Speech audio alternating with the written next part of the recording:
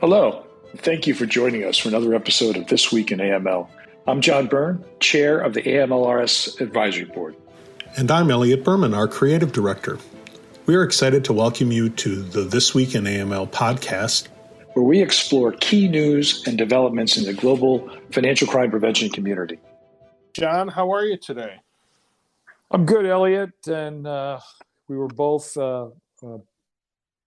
this week in that AML Partnership Forum, and we're getting some really good feedback from participants and attendees, and excited about this continuing next year, and really happy we were able to, continue to expand the connection between the private and public sectors. It's so important to our community. So I think, as we plan for next year, we got a good, more than a good running start. So that was great. Yeah, it really was exciting. It went, I think, very well, and we did get terrific feedback. We had great engagement, both from the private sector and from the federal law enforcement agencies. Senior folks from FBI, IRSCI, and HSI came each day to kick off the sessions, and as well as many other people at the senior level. So great first event. And for our listeners, watch the website amlpf.com for information when the dates are set for spring of 23 for the next event. So John, kind of taking off from the AML Partnership Forum, you did an interesting conversation with an investigative journalist, which I'll let you talk about again for just a moment.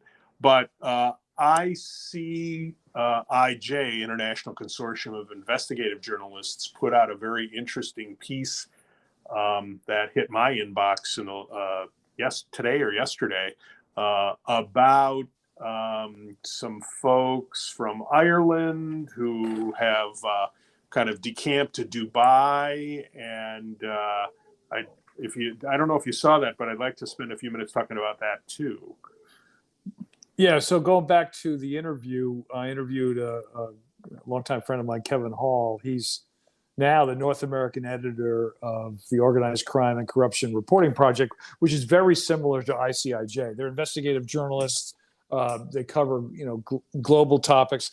He was an economics reporter and covered foreign issues and understands the U.S. space. And we chatted a bit about offshore and onshore secrecy, and this is sort of connected to that. So on the ICIJ website, they direct us to an article in the Irish Times, but make it clear that these were the documents that were the basis of the story were leaked to ICIJ, and they tie what's known as the Kinahan organized crime cartel to companies in Dubai, in UAE. And they also connect that story to the Treasury Department's sanctions of Kinahan, as well as 2 relatives and 4 associates. And in the same both press statement and direction from Treasury, one of the strong statements made is that the UAE does thrive on financial secrecy, and so that's coming from the Treasury Department officials. I think that's pretty important. And the last thing I'll mention, and I want to get your take, was that FATF, the Financial Action Task Force, put UAE recently on what they call the gray list, and that's supposed to put more pressure on the governments to increase laws and regs that will deal with both secrecy and transparency and all the issues that we're all grappling with, week to week, month to month here. Yeah, one of the things that I found interesting is, the UAE is a critical U.S. partner in the Middle East. Right. If I'm not mistaken, we have a very large military presence there. I think our Persian Gulf naval assets use that as one of their principal bases.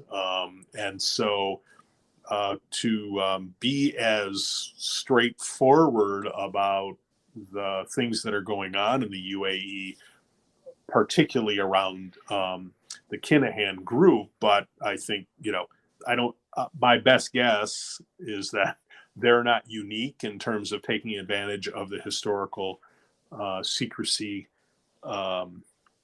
regime in Dubai. And these guys were not to rattle off all the bad news, but I mean, they were doing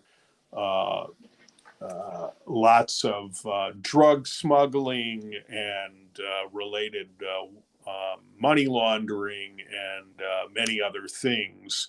It is essentially a cartel as well as a gang, and once those kinds of organizations are into one particular area of illegal activity, they regularly seem to broaden out. And it was 6 years ago or so that the head of the group took off from Ireland and quickly moved to Dubai after Daniel Kinahan, after some violent activities around some of his quasi-legal activities. That was what sort of got him on the run. But he's been pretty comfy, it looks like, from some of the reporting while he's been in Dubai. Yeah, I mean, in plain sight, which is frustrating to those of us who think there should be actually some ramifications for illegal activity. The other thing was, going back to the Treasury's comment when they sanctioned the organization and others, they made as I said, they made a strong statement. They called Dubai a facilitation hub for the cartel's illegal activities. That's obviously pretty strong language. According to ICIJ, they think that UAE is responding to those comments, at least publicly in statements and others, although they do quote somebody from a UK-based foreign policy and national security think tank who say that UAE walks sort of a tightrope. They try to convince the US that it's responsible, but it still maintains its reputation as, unfortunately, no questions asked haven for the wealthy. I think a lot of countries, including our own, because of some of the states that incorporate anything that moves, that's why the beneficial ownership issue, the registry, and all that becomes so important. So no country is free of all of this.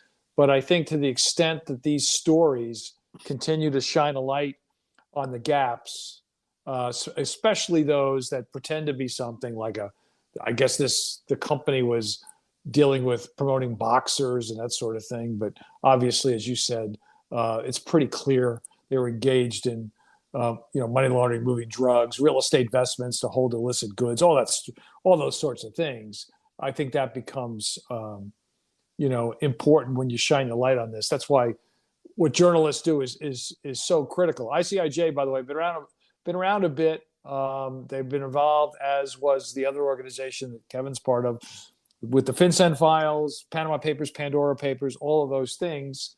And we can argue and quibble about leaked documents, but that belies what the issue is, in my view. Yes, I agree. And again, I think we've mentioned this when we've talked about some other ICIJ projects in the past, but for those of you in our listening audience, you can subscribe on the ICIJ website so that when they post something new, you can get a notification of it and don't have to hear it first from us, although hopefully what we talk about is of interest to you. So, John, we've got a webinar Thursday. So you and I are recording here on Wednesday. So this is tomorrow, the 28th. It's live streams at 1 p.m. Tomorrow afternoon. It's on domestic terrorism, but we're looking at domestic terrorism not strictly as a U.S. issue, but a domestic issue in countries around the globe. And I have some great panelists that'll be joining me tomorrow. And if you'd still like to sign up, if you go to amlrightsource.com, you can sign up. You'll get a link and you can join us for the live stream.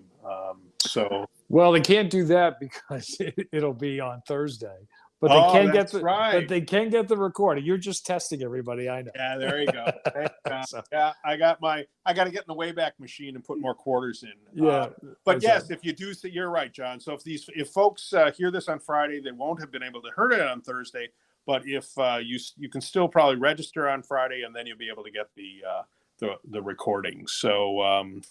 And the other thing is we've got some interesting interviews scheduled over the next number of weeks. So keep an eye on the AML RightSource website for additional new content. And John and I will be back with you next week. Yeah. Take care, Elliot. Have yourself a good week. And everybody, once again, some of the interviews coming up will be with Homeland Security, with former FinCEN employees, as well as a number of other ones. If you ever have some topic or person you'd like us to interview, feel free to drop us a line. Yep. All right, John. Have a good day. Take care. Talk to you. Bye.